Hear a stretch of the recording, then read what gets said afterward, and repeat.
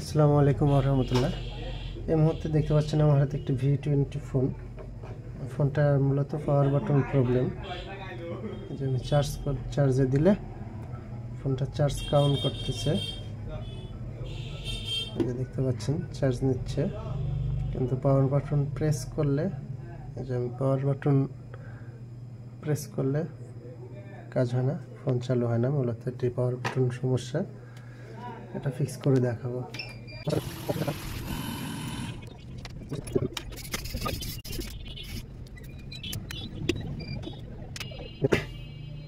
সেটটি খোলা শেষ।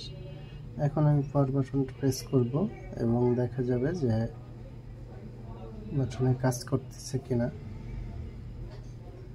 দেখতে পাচ্ছেন যে আমাদের মূলত যেই বাটনটি রয়েছে এটি সম্পূর্ণরূপে ভালো রয়েছে। এখানে প্রবলেম ভলিউম বাটনের প্লাস পাওয়ার বাটন।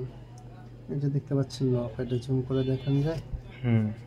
এই যে এই নবের এখানে প্লাস্টিক থাকে, প্লাস্টিকের রাবার থাকে, রাবার দিয়ে একটু উঁচু করে দেওয়া থাকে।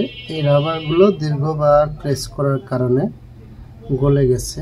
এখন এটা আমার কাছে এই মুহূর্তে নাই, এটা আমি মডিফাই করে দেখাবো আপনাদেরকে। যেটা নব